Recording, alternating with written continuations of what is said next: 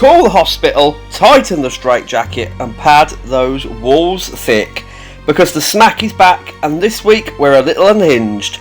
I am as always your host, the Maniac Matt Tennant, and this week we delve into the traumatic psyche of In Your House 10 mind games.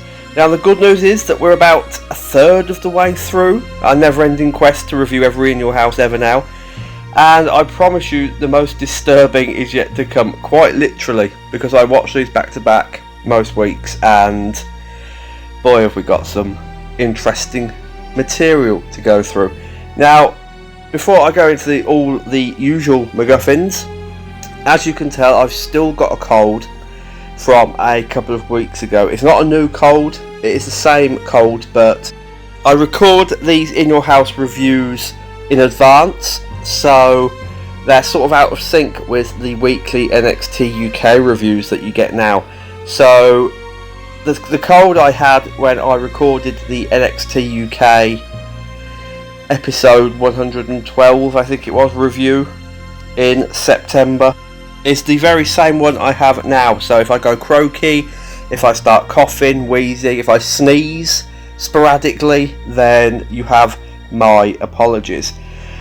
You can find me, as always, on Twitter at The Perfect Tenant. You can find Travis on Twitter at The Habiki TMD. Unionsmack.bigcartel.com for all your official merchandise from all of Travis's shows.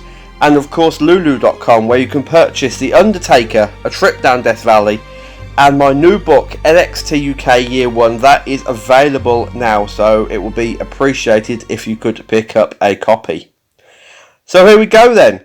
Cold and all, I've taken my medication, the doors to the asylum are well and truly locked, and we are ready to take you on a journey through the 10th instalment of the much loved pay-per-view series, aren't we, Matt? Yes, we are. There you go. I'm not paranoid, I just know what they say about me. We are on September the 22nd, 1996, from the Core States Centre in Philadelphia, Pennsylvania. And your free-for-all match is Savio Vega versus Marty Jannetty. Savio Vega picks up the win here. But unlike most free-for-all matches, this held some sway going into the actual pay-per-view event, because it had led into the first match we saw up on broadcast. Now, no one cared about Marty Jannetty in 1996. Unlike now, we cannot get enough of his tweets or his Facebook and Instagram posts. The guy is a goldmine, the gift that keeps on giving all these decades later. But this free-for-all match existed solely to set up Savio Vega versus Justin Hawk Bradshaw. Now, after this match, Bradshaw attacked Savio Vega, and Vega then challenged him to a Caribbean strap match on the main card, as you do. Because, you know, anyone can make the matches now, not just Gorilla Monsoon. But then several changes had taken place on the WWF creative, and Raw was drawing its lowest numbers in history on a weekly basis, so something had to happen. In Your House 10 Mind Games came fresh off of SummerSlam 1996, which hosted several notable moments which led you into this event and beyond. The first would obviously be Paul Bearer shocking the world and turning on The Undertaker at the culmination of the Boiler Room Brawl match, after I think it's like 6 long years together. And of course Shawn Michaels defeating Vader to retain the WWF Championship, and that match is now famous for Shawn refusing to work with Leon White ever again because of his stiff style. And, you know, Shawn didn't like to get his pretty little face ruined, bless him. Because, you know, he's Shawn Michaels. Backstage, WWF were also going through several changes, and it was around this time that Vince Russo was promoted from WWF Magazine to the WWF creative team. I mean, why? In order to give the product a fresh look and stop it losing weekly to WCW Nitro in the ratings. That was basically why they promoted him. As history tells us, this would take several more years in order for WWF to truly topple their opposition on a regular basis. But as we will see over the coming weeks, Vince Russo actually did a pretty good job to begin with. I know, can you believe it? Savour those words, because I don't think you'll be hearing them again after we get to halfway through 1997. The event began with a video package to hype the two major storylines coming into this event. Those, of course, being Mankind's chase of the WWF Championship and The Undertaker's never-ending war with the bizarre duo of Goldust and Mankind. Todd Pettingill narrates the video package, which began with a look at the main event and included excerpts of Mick Foley talking. Unfortunately, though, we couldn't really hear what he was saying. This video gets really good, though, when it turns its attention to Shawn Michaels, and Pettingill says that we should pray Shawn can stop Mankind and pray for him if he can't.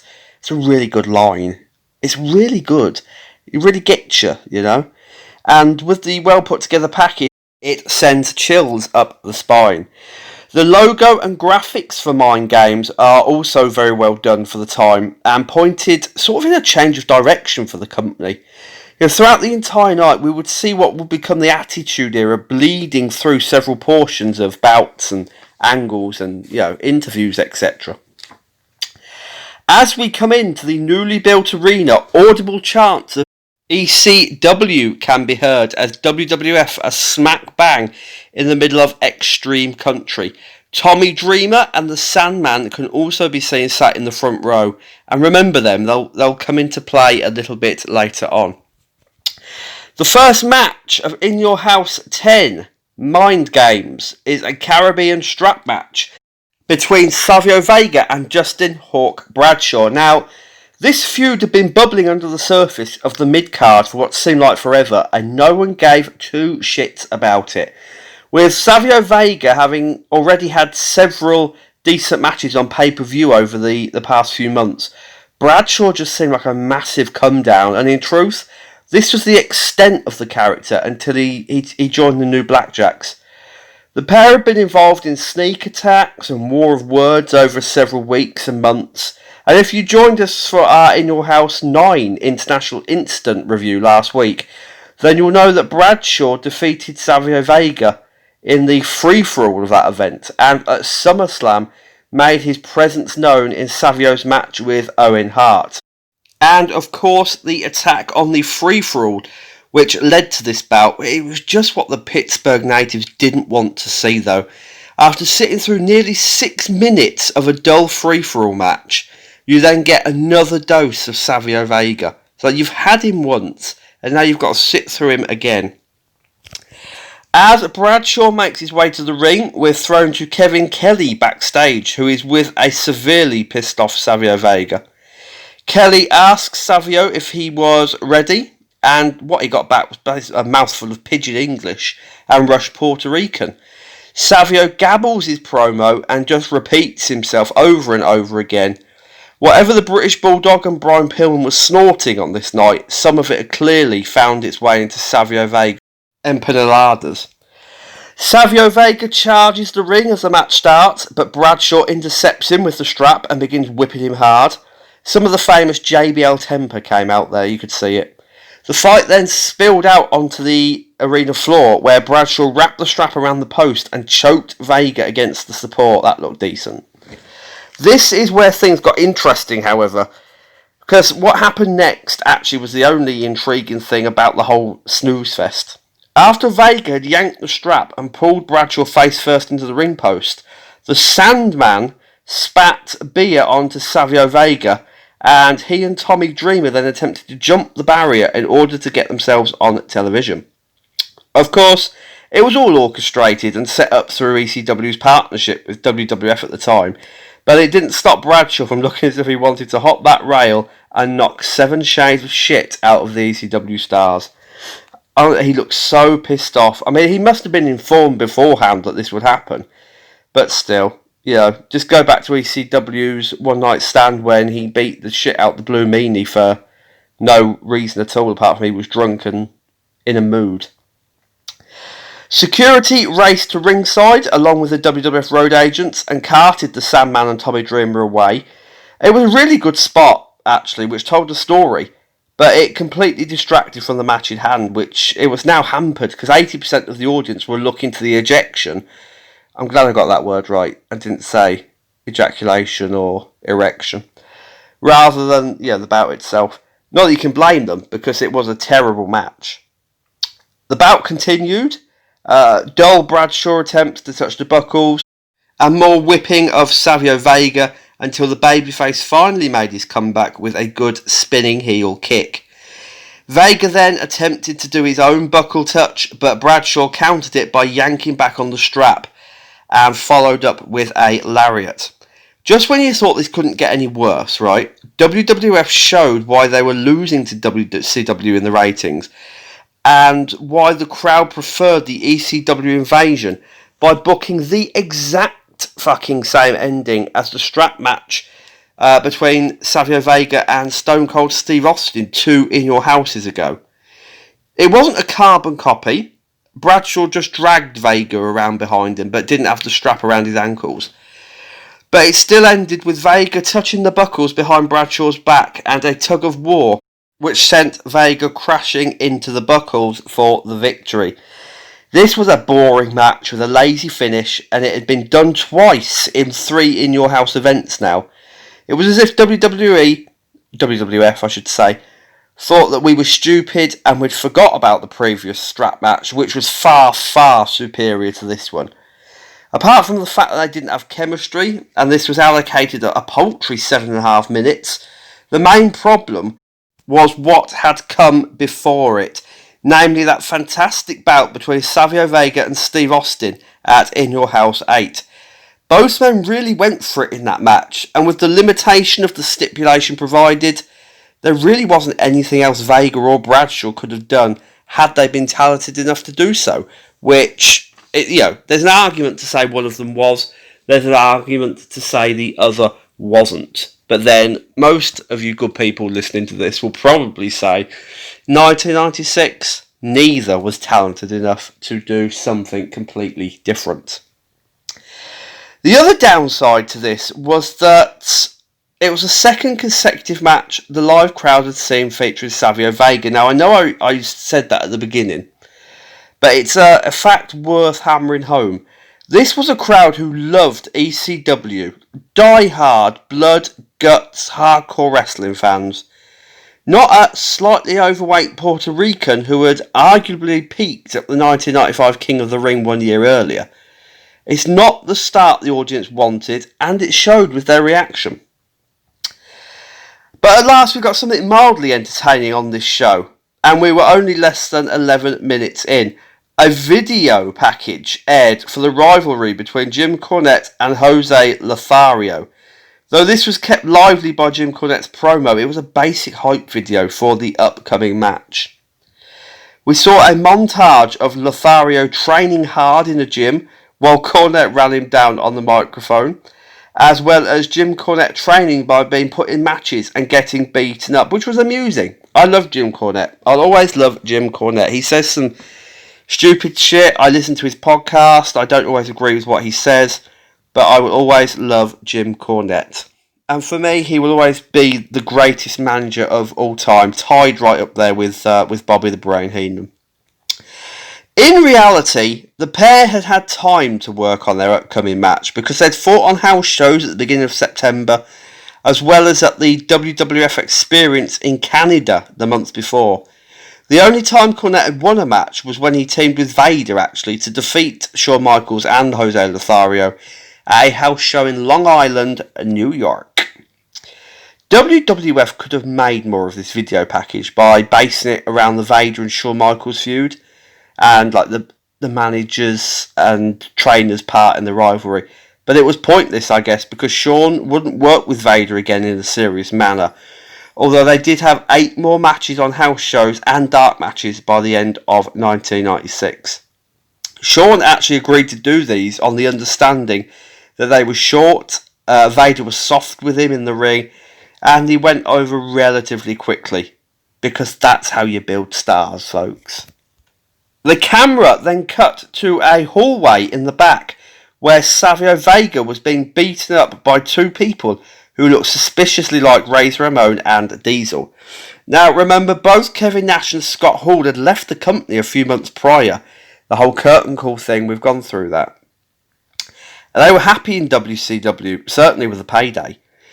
But this was part of a much bigger story, because in reality, someone had cleverly fed the dirt sheets information that Hall and Nash weren't happy with life in WCW and would return to the WWF imminently, thanks to an out clause in their contracts.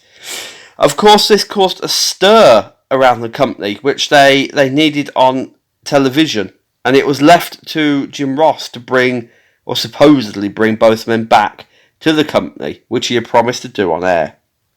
This all turned out to be a ruse by Jim Ross, who would undertake a quick and forgettable heel turn in order to embarrass Vince McMahon for firing him multiple times in the past. If you don't remember that feud, then you're losing absolutely nothing. It was awful. The reveal was awful. The whole thing was just instantly forgettable. For those who lived in a cave or didn't live through the 1996 WWF, Rick Bogner, the late Rick Bogner, would portray the fake Razor, and Kane, Glenn Jacobs, would portray the fake Diesel. Now, they were never called fake Razor and fake Diesel on television programming. They were just referred to as Razor Ramon and Diesel, but I've always called them fake Razor and fake Diesel, and so I shall carry on that tradition on this podcast. And that's all you really need to know, because they did nothing of note. There was no real storyline for them, and the angle, the casting, the storyline, a complete and utter bust. Jim Cornette versus Jose Lothario was the next match on this card. Now, as Jim Cornette made his way to the ring, and we saw the previous attack on Savio Vega, Jim Ross began to build his heel turn by chastising Vince McMahon for never giving him any credit or having any faith in him to do as he promised. And it was really odd to see Jim Ross take on the mantle of a heel. And they should be given credit for trying something new, in my opinion. Even if it was just polishing a turd in the guise of a storyline, which it was in the long run. At least they tried something different. Jim Cornette gets on the microphone and says that people get to see a real man tonight. He then calls Jose Lothario a legend, but says he's a broken down cripple, and he will give Jose a chance to walk away so he doesn't have to hurt him. Needless to say, Jose Lothario, at 66 years of age at this point in 1996, didn't back down, and this match was around 56 seconds because of the limits of both men. Jim Cornette attempted to tackle Lothario from behind. Jose intercepted him, slapped him, punched him a few times, bounced Jim into the buckles, and then hit 2 hard punches for the victory. That was everything that happened in the match. I have just literally summed up an entire match. That was absolutely everything that happened. It couldn't have been any longer either, because of Jim Cornette's ability in the ring and Lothario's age. And it makes you question why this was even booked in the first place. Some people will say, well, you could have made it a tag team match with Vader and Shawn involved. But on September the 18th Raw, after This In Your House aired, Vader and Jim Cornette actually beat Jose Lothario and Shawn Michaels in a tag team match on television. So why not keep it for that? Why inflict a singles match upon us? I understand it was fun seeing Jim Cornette, the heel manager, get his comeuppance, etc. But at the same time, it's like, this was a waste of our time. We were taken back to the WWF Superstar line, where Mark Moreau was with Sable and Farouk was with Sonny. And they were speaking to the fans, and Sonny just looked absolutely wow. We are told that Mark Moreau and Farouk would battle for the WWF Intercontinental Championship tomorrow night on Raw. The title had, of course, been held up in a tournament after Ahmed Johnson vacated the gold following the diagnosis of kidney problems after he won a Battle Royal to determine the number one contender to the WWF Championship before SummerSlam. Now, in order to give Ahmed an out and a storyline to return with later in the year, the company staged the attack by Farouk, who was credited with injuring the liver of Ahmed Johnson instead of his kidney. Now, Mark Moreau had defeated Stone Cold Steve Austin and Owen Hart to reach the final, while Farouk defeated Savio Vega and Psycho Sid. Mark Moreau would defeat Farouk to become the new WWF Intercontinental Champion the following night on Raw. Brian Pillman was out next, and Vince McMahon tells us that Pillman promised to deliver Bret Hart at In Your House 10, but had been embarrassed by Bret's comments from the previous weekend. Now, let's not forget, Bret Hart hadn't been seen on WWF television since losing the championship to Shawn Michaels at WrestleMania 12.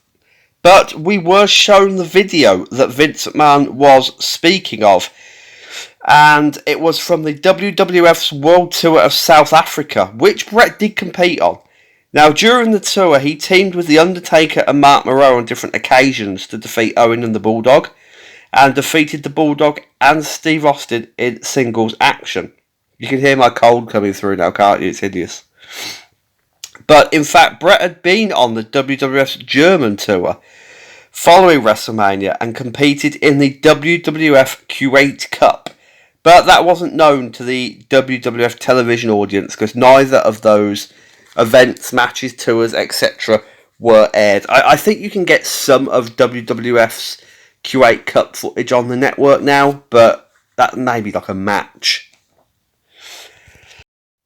Back to the video in hand, however, and Bret says that Brian Pillman is a liar and that he never made any commitments to be at In Your House.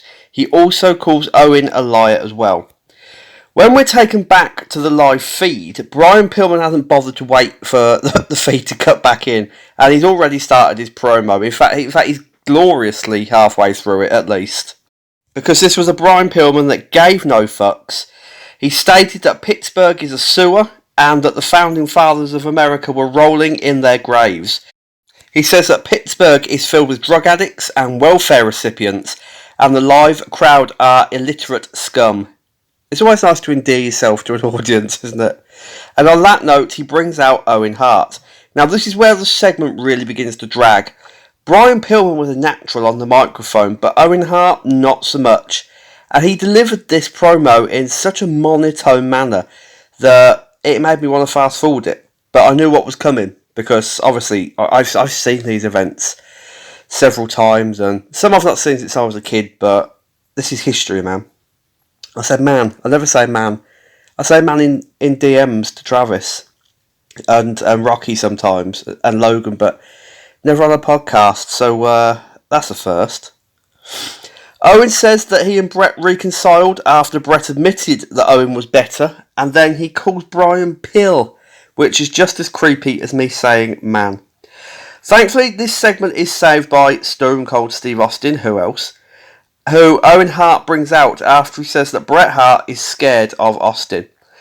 Now, Steve is fantastic here. He's got that cold stare, those dead eyes, and after Brian Pillman asks him for his thoughts on Bret, Austin says that when he's in the house, Bret is in his house because he's scared, and that's the bottom line. Now, not only is this a fantastic promo by Austin, but we get that classic line, if you put the letter S in front of Hitman, you get my exact opinion of Bret Hart. Brilliant stuff. Now, this immediately elevated Austin to be a threat to Bret Hart, and it's worth sitting through for Pillman and Stone Cold. It's great stuff if you could get past the Owen Hart bit, which is just dull and monotone. I love how they didn't take the shackles off of Steve Austin, but this was still very much the ECW Steve Austin coming through in the Stone Cold character.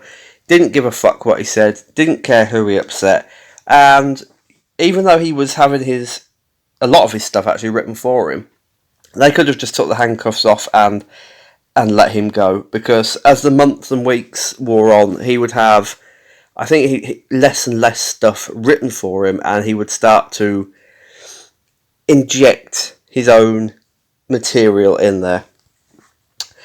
Next up, we see a video of Mark Henry walking around Pittsburgh, and the video ends on a shot of the newly built arena, and Vince, talking about this, almost comes in his pants. He is so excited, bless him, to talk about this arena and how and why it was built. I swear, he ejaculates in his kecks, as we say in the United Kingdom.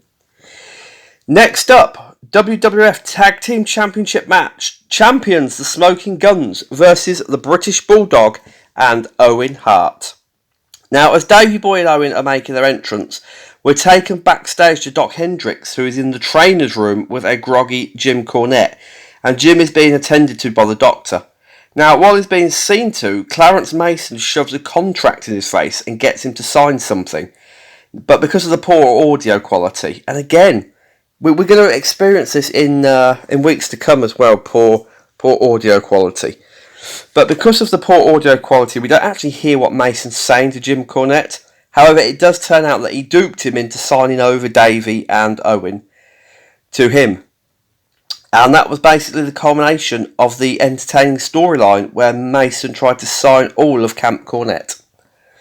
Now, before the match begins, the split of the Smoking Guns is furthered during their entrance when Bart is ready for action and Billy is still making his way down the aisle with Sonny in tow. This causes Bart to yell at Billy to get in the ring and focus on the job in hand, but who could blame him? There was only one job Billy Gunn was thinking of, and that was coming from Sonny. The British Bulldog and Owen Hart unveil a poster of Sonny that they've doctored by drawing hair and a moustache on in black pen, and it's quite amusing. And at the bottom is written, "All my love, Sonny." It's funny, because as soon as it drops from the rafters, Vince, Jim Ross and Mr. Perfect immediately blame Owen. And it's a nice in-joke to those who know how mischievous Owen Hart was backstage with his pranks.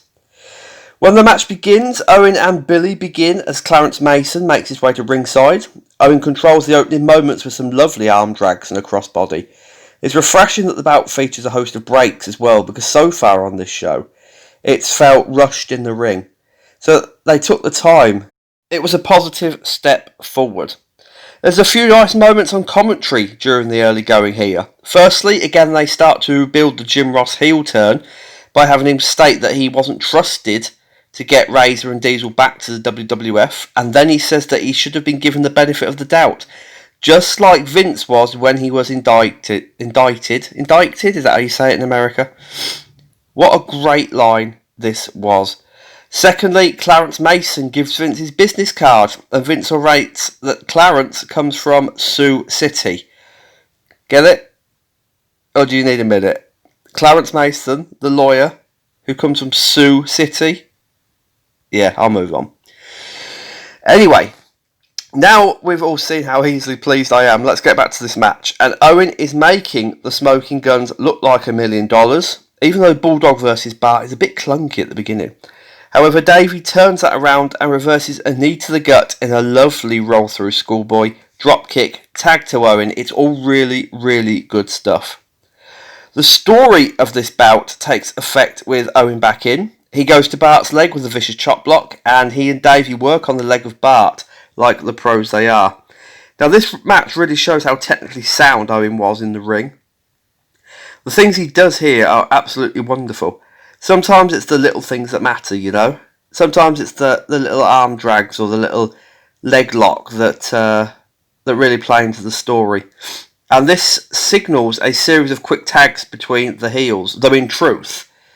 And this was a problem on next week's In Your House 11 as well. But we'll get to that next week.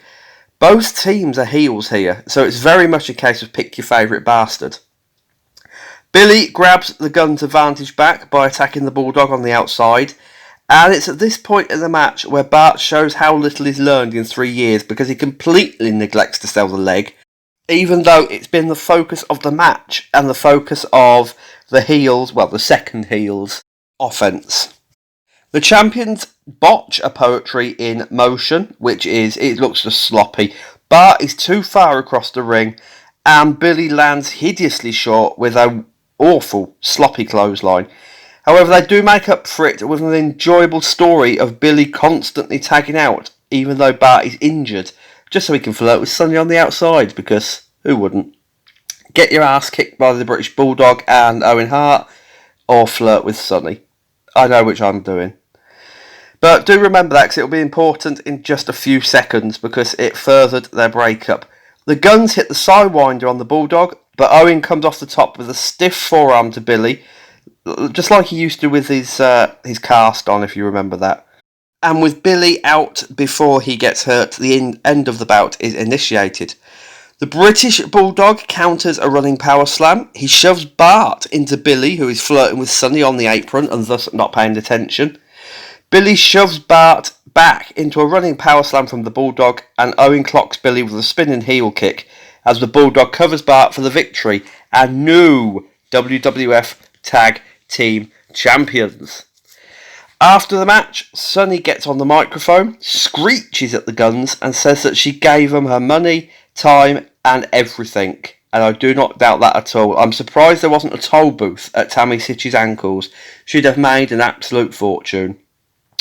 She tells them that they're just wannabe cowboys and then fires them. Billy runs after her like a lovesick puppy. Not only has he lost his titles, he's lost his poontang, which, somewhat creepily, it sounds like he's shared with his brother in the storyline. Maybe that's the way of the West, I don't know, I've never been. This match was fine. I enjoyed it more than anything else on the show so far, actually, and it showed how good Owen and Davey were together. It did slow in the middle when Billy and Bart were controlling Davey Boy, but aside from that, it had a logical story, and it actually furthered the split of the Smoking Guns going into In Your House 11. More on the split of the Smoking Guns next week for all you good, loyal listeners. Kevin Kelly's in the bowels of the arena with Mankind and Paul Bearer. Oh, yes! Paul says that Mankind will be the WWF champion, and it was the fault of the creatures of the night that he turned on The Undertaker at SummerSlam. We haven't actually done a SummerSlam 1996 review, so maybe that's in the works. Now you know all the stories surrounding it. Mankind then cuts a terrific promo in which he says that misery and destiny are in store for Shawn Michaels tonight, and he wants to make him feel the pain he's felt all his life. This is delivered to perfection and really makes you believe Mankind is a legitimate threat to Shawn Michaels, which of course Mick Foley was. He could have beat him with one or both arms tied behind his back. As shocking as the heel turn of Paul Bearer was at the time, and you can read more about it in my first book, The Undertaker, A Trip Down Death Valley. Looking back at it now, it was such a turning point for the Undertaker character.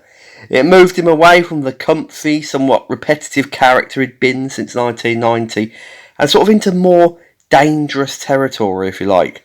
And in effect, it forced him to evolve his style and image as well. Especially as this feud against Mankind, it was arguably the making of Mark Calloway as a real in-ring legend, if you see what I'm saying. Some will disagree with me, and that's fine, but for me, Calloway didn't really become the master in the ring that we all know him as now, until Mick Foley came along. Yeah, before this he'd had great matches with Bret Hart, Yokozuna, etc. But his feud with Foley really upped his game in the ring and turned him, or at least started to turn him into the general of the squared circle, if you like. I'm not going to say ring general because that belongs to Walter. In name, anyway. Mark Henry versus Jerry the King Lawler was up next. Now, this feud had been several months in the making. It had begun on the March 11th Raw when Mark Henry made his debut and was shown off to the crowd.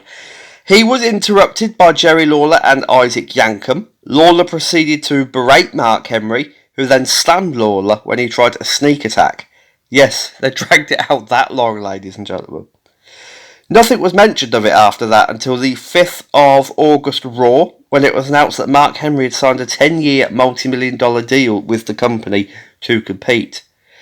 At SummerSlam, Mark Henry provided commentary for the Jerry Lawler versus Jake Roberts match and intervened afterwards when Lawler poured alcohol down Roberts' throat. Not that he minded. Stepping in, he scared Lawler away and helped Jake to the locker room. Now, this went on into Raw Championship Friday on September the 6th when Jerry Lawler conducted an in-ring interview with Mark Henry and told him that he and Jake Roberts had something in common. That would turn out to be that they both got bombed. Ha ha ha. Isn't it all funny? Another shot at Roberts' alcoholism, and after more confrontation, Lawler challenged Henry to a match which he accepted. The pair then competed on house shows the night before In Your House 10 in Baltimore, just so they could refine this match and work out what they were going to do. Now, before the match begins, we see Jerry Lawler throwing coffee at Mark Henry from WWF Superstars earlier in the day, and then slapping Henry in the face on the In Your House free-for-all during a face-off. It's got a history note attached to it, my friends, because this was Mark Henry's official in-ring debut. But before the bout got going, Jerry Lawler was on the microphone and had something to say. Of course he did. He was the highlight often of these In Your House shows for me. But unfortunately, we couldn't hear what he was saying because the commentators thoughtfully talked over the top of him and we didn't hear his entire speech. Honestly, the audio of this show was absolutely shocking. When we did hear him, he said that he hated the Olympics and had forgotten more about wrestling than Mark Henry would ever know. I mean, no one can disagree with that. Mark Henry does a hammerlock to start. He pushes Lawler face first into the canvas. Then they repeat the move and he shoves Lawler into the buckles to assert his dominance. Jerry does a great job of throwing himself around to make Mark Henry look a beast. And he goes for a slam but obviously can't lift Mark Henry and just gets dropped with a gorilla press slam. Everything he tries here is overpowered and Lawler takes a huge dive. And I mean a huge, dangerous head-first dive straight through the middle ropes. There's nothing to stop his fall. He collides head-first with the guardrail, and it looked really good, but because there was nothing to stop his fall, but it was dangerous. And this is where the tide changed, because Lawler grabbed something from the arena floor, wrapped it around his fist, and once he was back inside, he wailed away on Mark Henry with the foreign object to gain the upper hand. But because of Henry's size and weight, he fought back, applied the shoulder breaker for the submission victory. After the match, the New Rockers and Hunter Hearst Helmsley hit the ring, but Mark Henry sent them to the outside. Now this was fine. It wasn't a huge spectacle, it wasn't exciting, but it was solid enough to debut Henry in the ring, and Jerry Lawler did a fine job of calling it. And in fact, if I'm not wrong, and Travis would know, Travis would be able to back me up here, it was basically the same match that Jerry Lawler worked with Junkyard Dog years ago. Years before this.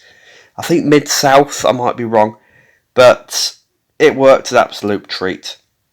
We were given a graphic for In Your House 11, Buried Alive, and the first ever unsanctioned Buried Alive match between The Undertaker and Mankind. Vince tells us this will be the first ever unsanctioned match. Don't need to, Vince. I've already done it for you. And we'll have that for you next week right here on Union Smack. And we're actually clipping through these In Your Houses now at a fair rate. Like one a week. I'm hoping to have this done for you by Christmas. But now NXT UK has resurfaced and we've got that weekly. Or bi-weekly. Or maybe once a month, depending on my schedule. It could all change by Christmas. A video package airs to detail the rivalry between The Undertaker and Mankind and Goldust. Now, to be honest, at this point in time, there isn't much more they could have told us about this feud. But to anyone who had lived in a cave, this was the perfect recap and lent more to the side of The Undertaker versus Goldust, as that was what we had next for a third, count them, third consecutive In Your House. Now, the video package begins all the way back in 1992 with a very young, grey-gloved Undertaker making caskets in his workshop. It's always nice to have a skill to fall back on, isn't it? It then showed us Mankind attacking him with a mandible claw at the culmination of the casket match at In Your House 8, Beware of Dog, and Mankind coming through the ring at In Your House 9, International Incident. We are then shown highlights of the Boiler Room Brawl match at SummerSlam and Paul Bearer turning on The Undertaker. Like I said, it was a very well done recap. But before we get into this final curtain match, I would just like to take this opportunity to remind you of our giveaway. If you've not listened to the previous week's editions of Union Smack, then I am giving away one free copy of my new book, NXT UK Year 1, and all you have to do to win it is answer this question. Tell me how many casket matches The Undertaker and Yokozuna had between 1993 and the end of 1994. Now, these include casket matches on pay-per-view, on house shows, in dark matches, and anywhere else. I think I've summed that up pretty well, better than I did last time when I first announced it, actually. The competition is open until October the 31st, so don't put the answer in the comments below. DM me on Twitter or at me on Twitter at the Perfect Tenant, and you'll be entered into the draw. Maybe people will enter, maybe they won't. If nobody enters, then nobody gets a free book. But it is worth entering, because if no one else enters and it's only you, then you win by default. So get your answers into me now. And the only clue I'll give you is it's many, many more than you probably ever thought. Final curtain match, The Undertaker versus Goldust, and the stipulation to this is simple. There must be a winner. It must be via pinfall after the previous matches ended screwy, and of course it must be The Undertaker. Now, I'm still astounded they managed to drag this out over 3 In Your House events and basically 4 to 5 months, because we had King of the Ring and SummerSlam in between these matches, in between these events. So, 4 months of The Undertaker and Goldust. God. Goldust doesn't get his entrance here. He's already in the ring when the highlight package cuts back to the live feed. The Undertaker is fired up on his entrance and hits the ring like a demon. He immediately downs Goldust with a right hand and body shots in the corner before controlling with a hangman choke and a leg drop. Goldust drops him throat first over the top rope and Marlena slaps him, but The Undertaker just sits up after a swinging neck breaker. He's not playing anymore, and thank God, because we didn't need to see any more of these two in the ring, though in all fairness, the beginning was ample. The Undertaker then nails a hip toss, a suplex, and old school, but Marlena gives Goldust a small bag on the outside, and while The Undertaker is distracted, Goldust retrieves gold glitter from the bag and throws it in The Undertaker's eyes. And as you'll probably guessed, this is where the quality of the match took a nosedive. One thing I have to add here is that the referee sees the gold glitter all over the mat and The Undertaker clutching his eyes, but doesn't think a thing of it. Goldust chokes The Undertaker and presses his face into the steel steps. Very Seth Rollins-like. Yeah, if you've seen recent WWF. He chokes him, rams him into the announce table, and this is where I stopped concentrating, because I hate glitter, and more so, I hate glitter when it gets on your skin. So, to see both men covered in it, and it was even in their hair, it was off-putting for me. And it was the same in the main event as well. It was all over their bodies. Like, Shawn Michaels looked like something out of Twilight by the time the show went off the air. I shit you not.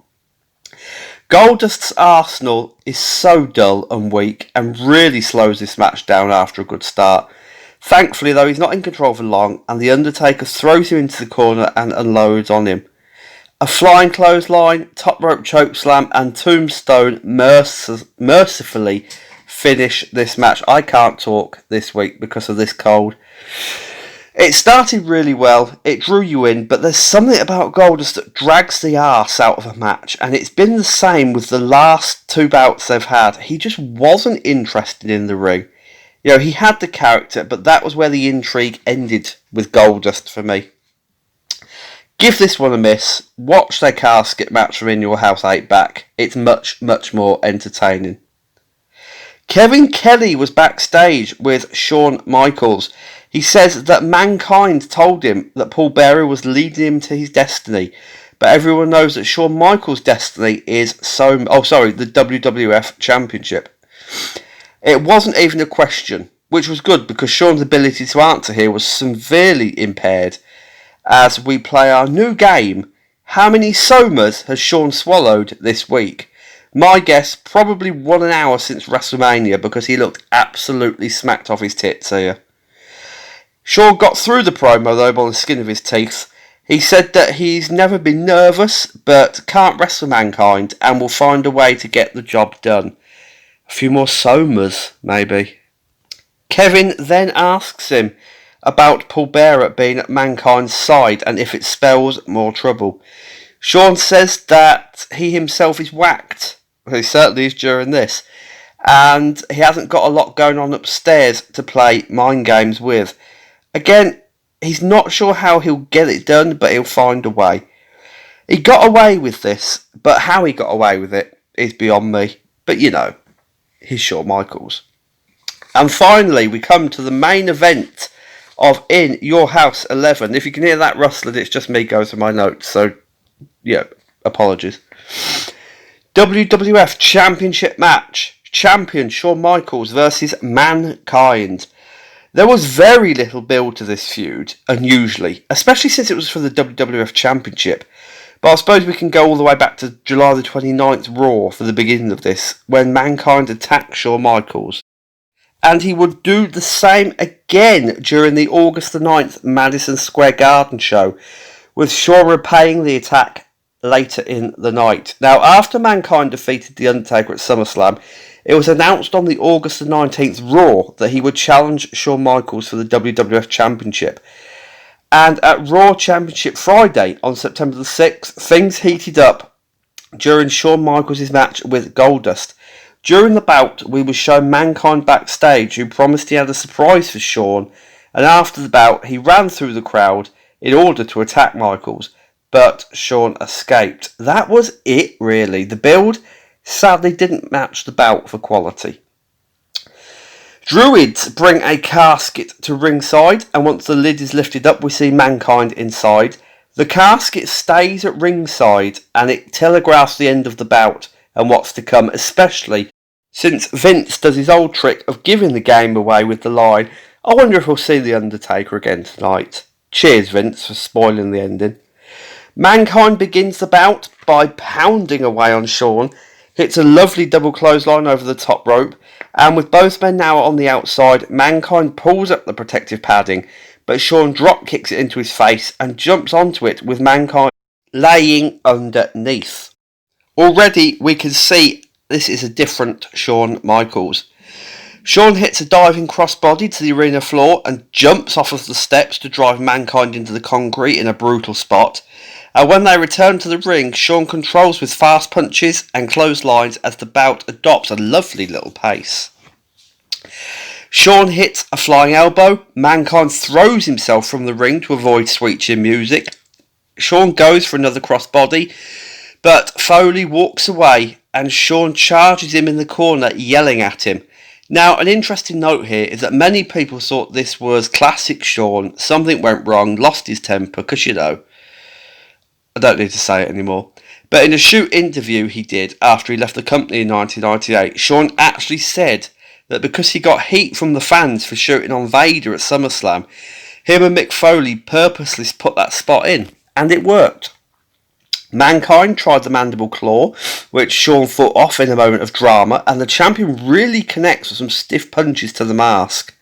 You can just see him laying him in with intent. Outside, and Mankind pulls the announcer's table out, but Shawn jumps it with a cracking attack as he suplexes Mankind into the steps. On landing, Mick Foley's leg really bashes against the stairs, and what follows is a logically booked segment where Shawn works on the injured pin as they fight atop the casket. Shawn then slaps the referee, because, you know, he's Shawn Michaels, and doesn't get disqualified, but Mankind counters a Hurricane Rana and drops him throat first over the top rope. By now, this match is already a classic, and the crowd absolutely love it. Mankind stabs his own leg with a pencil to get the feeling back into it, and hits two Tree of Woe elbow drops, but misses a running knee into the steel steps. This goes back and forth. Shawn traps Mankind's head in the ropes. Mankind applies their mandible claw as Shawn comes to attack.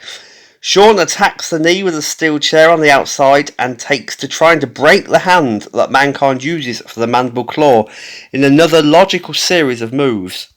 Shawn then takes a nasty back body drop over the top rope and Mankind hits his apron to the floor elbow drop as they do a wonderful job of making Shawn seem in legitimate trouble. There's a wonderful near fall on the double arm DDT, and then Mankind tries to trap Shawn inside the casket, only for the champion to fight back. The bout spills to the top rope, and Mankind tries a back suplex to the outside, but Shawn turns and reverses it into a crossbody through the announcer's table, which is just amazing to watch. Mankind takes the chair that Shawn battered him with earlier and goes back up top, but Michaels takes flight off of another chair with a flying sweeter music, hits the steel chair, it rebounds into Mankind's face, knocks him from the top rope, and then down comes Vader for the disqualification ending, even though he never touches Shawn.